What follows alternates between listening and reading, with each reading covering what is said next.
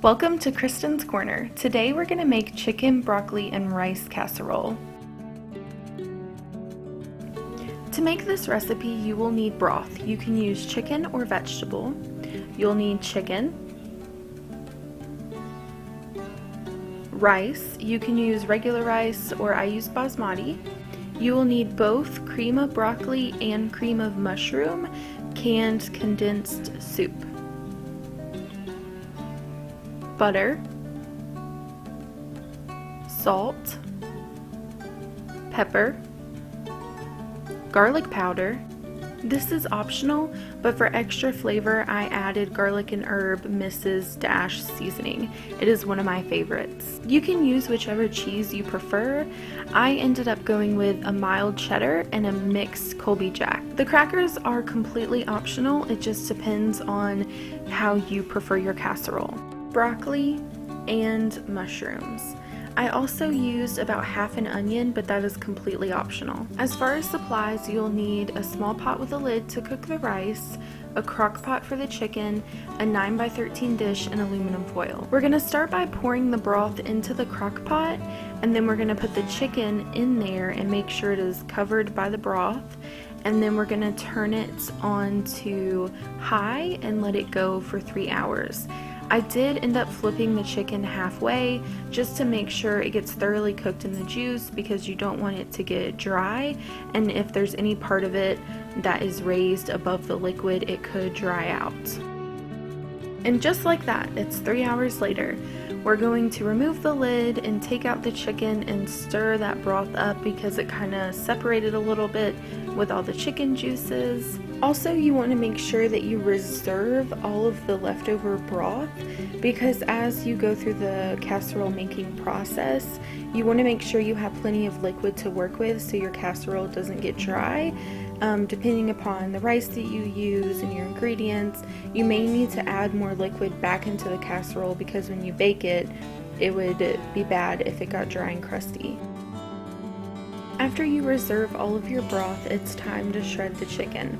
So to shred the chicken, because it's cooked for a long period of time, it's very tender, and I just use 2 forks, and I kind of just use one fork to hold the chicken in place, and the other fork I drag it across the meat grain, and it just kind of falls apart, and it's super easy to do. If you were short on time, you could also buy a rotisserie chicken from the store and just shred that up when you get home and use that in the casserole.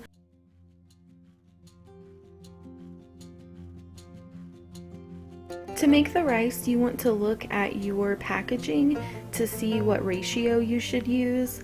For this basmati rice that I was using, it was a 1:2 ratio, so I'm doing 1 cup of rice. And to add more flavor, I ended up doing a cup of the reserved broth, and then I did a cup of water. It's also important to read your packaging, because some grains require rinsing or soaking before you cook them. The packaging will also tell you how long to cook your rice. For certain grains like brown rice, it needs to cook longer, as compared to white rice, you only need about 15 to 20 minutes, and so you just want to make sure that your rice gets thoroughly cooked through. To the rice, I'm also going to add 2 tablespoons of butter,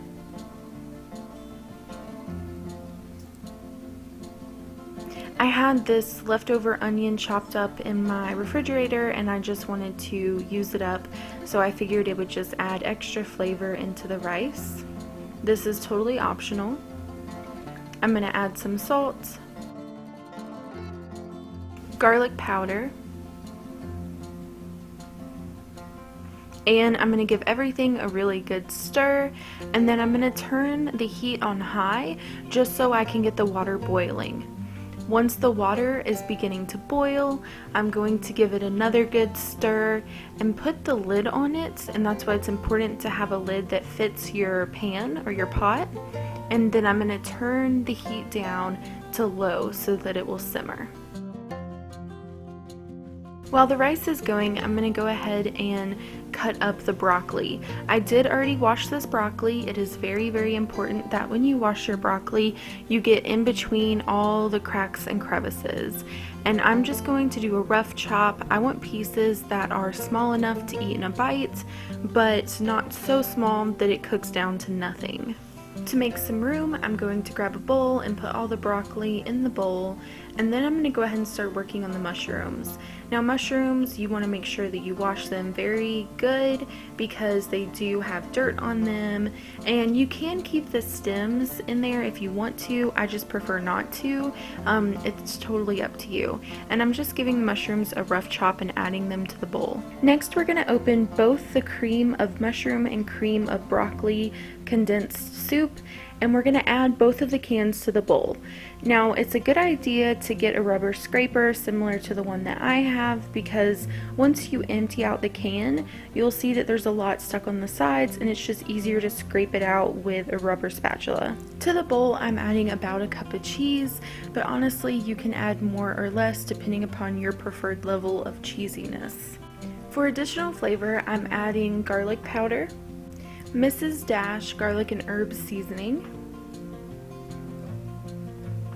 pepper, and then I'm going to mix everything together. Because my bowl was small and because I didn't want to smash up the broccoli and the mushrooms too much, I was using a folding technique, and so I'm just folding the mix over as I turn the bowl, and it just helps get everything fully incorporated without breaking up the ingredients individually. As you're mixing everything together, you're going to be able to tell if it's on the drier side, and mine was starting to get a little bit dry, so I decided to add a cup of broth, and I ended up adding it slowly a little bit at a time, and I adjusted as I went. Next, you want to add your chicken. I added half of it and mixed it all together, and then I added the other half and mixed it in just to make sure everything was incorporated. Depending upon your chicken, you may or may not want to add more of the broth. Is this ASMR or just gross?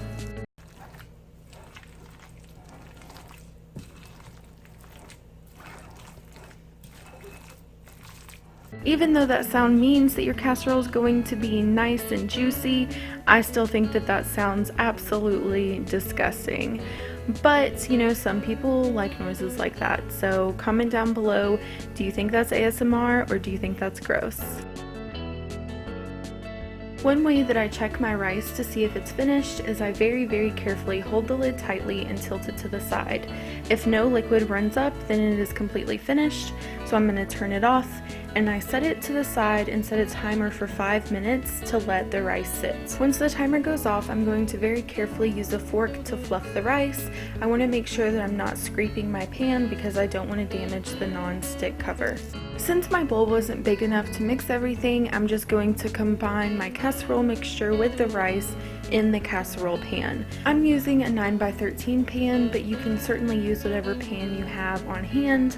You could also split this into 2 small pans and freeze one for later, and that way you have a meal that is ready to go. This casserole makes around 8 to 10 servings, and my husband and I ended up eating on it throughout the week for our meal prep. After the rice was fully combined, I went back and added about a half a cup of broth, just to make sure everything would not get dried out during the baking. Then I used my fork to smooth everything out to get a flat, even surface, and I sprinkled the top with some of the Colby Jack cheese, and to give extra crispiness, I decided this is when I wanted to use the crackers. So I'm putting some crackers into a bag, and I'm just gonna smash them up. You could also use a food processor. You could crunch them up in your bag by hand, or you can do what I did, and I ended up getting a wooden spatula and just kind of smashing it.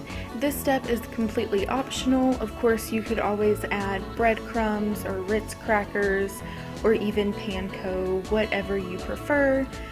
Or if you just like just having cheese on top, that's fine too. Once your casserole is ready for the oven, you want to cover it with tin foil because we don't want the crackers to start getting crispy just yet. And we're going to preheat our oven to 350.